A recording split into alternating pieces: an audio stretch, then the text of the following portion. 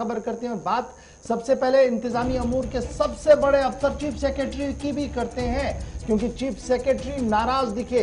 तरक्याती कामों में जिस सुस्त रफ्तारी के साथ काम हो रहा है, इस पर बरहमी का इजहार चीफ सेक्रेटरी ने किया है। और अब नई डेडलाइन 15 सितंबर मुकर्रर की गई है। पंचायती लेवल पर टेंडरिंग के प्रोसेस में जिस तरीके से सुस्त रफ्तारी हो रही है और जिस तरीके से लैतुलैल से काम लिया जा रहा है, अब डीडीसीज के नाम एक बड़ा चैलेंज आ गया है। कहा गया कि अगर 15 तारीख तक काम को दुरुस्त नहीं किया, इसके बाद एपीआर में बाज़ाब्ता तौर पर रजिस्ट्री होगी कि आपका कामकाज बिल्कुल भी सही नहीं है।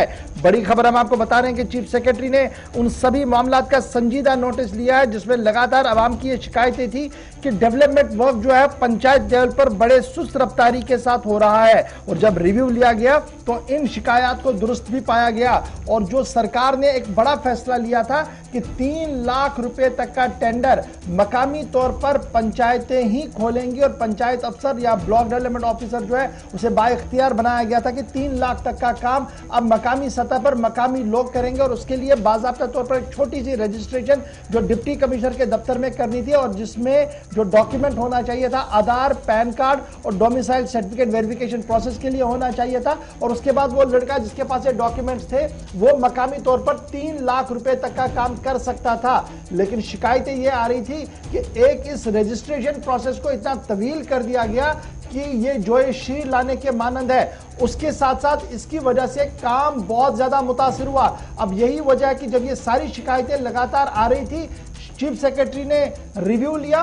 उस रिव्यू के दौरान अब एडमिनिस्ट्रेटिव हेड्स की तरफ से यह बात साफ कर दी गई है कि मकामी सतह पर 3 लाख रुपए तक का काम मकामी आबादी ने करना है, लोकल आदमी ने करना है। और इस सिलसिले में बाज़ाब्ता तौर पर रूरल डेवलपमेंट डिपार्टमेंट को एक्सेलरेट होना पड़ेगा, काम करना पड़ेगा। और रजिस्ट्रेशन के लिए जिस तरीके से लैतुलैल से काम लिया जा रहा है, डिप्टी कमिश्नर से कहा गया है कि वो प्रोसेस में शफाफियत लाए और 15 सितंबर से कबल काम की रफ्तार बढ़नी चाहिए।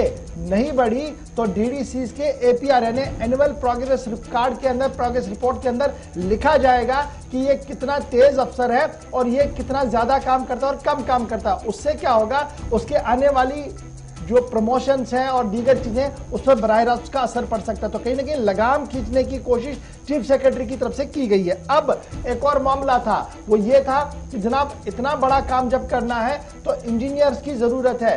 सेल्फ हेल्प ग्रुप के तहत जो लगाए गए इंजीनियर थे उनको बर्खास्त किया गया था। डिपार्टमेंट के पास इंजीनियर नहीं है, तो उसमें भी पहले ही फैसला लिया गया था लेफ्टिनेंट गवर्नर इंतजामिया की तरफ से कि जो साबिका इंजीनियर्स है, रिटायर इंजीनियर्स है, उनके साथ कंसल्टेशन की जाए, उन्हें वापस रखा जाए। लेकिन इस बार जब रखा जाए तो ये एक महदूद तरीका होगा, एक एमओयू उनके साथ होगा जिसके तहत उन्हें रखा जाएगा और उसी के तहत ये काम जो है उनसे लिया जाएगा। यानी जो इंजीनियरिंग का मामला था उसमें भी कल चीफ सेक्रेटरी ने साफ कर दिया कि रिटायर इंजीनियर जितने भी हैं उनकी खिदमात को कॉन्ट्रैक्ट बेसिस पर जो है वो लिया जाए, ताकि प्रोजेक्ट मैनेजमेंट और प्रोजेक्ट को मुकम्मल करने में किसी किस्म की कोई दुश्वारी पेश ना आए। तो अब देखना होगा कि आज जनाब है 11 तारीख, 12, 13, 14 और 15 4 दिन का वक्त बीच में दिया गया है। इन 4 दिन के दौरान कितने हजार करोड़ रुपए के टेंडर खुलते हैं, कितना काम जमीन पर होता है,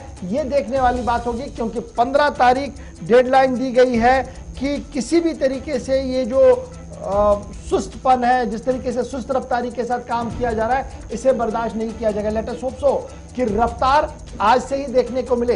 यानी आज जब आप जाएंगे कामकाज करने के लिए रूरल डेवलपमेंट के दफ्तर में तो देखिएगा कि कितनी शफाफियत और कितनी तेजी है। और साथ साथ जो रजिस्ट्रेशन वाला मामला है तो डिप्टी कमिश्नर के दफ्तर में भी आप जाकर देख सकते हैं कि क्या चीफ सेक्रेटरी साहब के हुक्मनामे के बाद कोई रफ्तार है या ये सिर्फ कागज के घोड़े हैं जो दौड़ाने की बहुत बार कोशिश की गई है।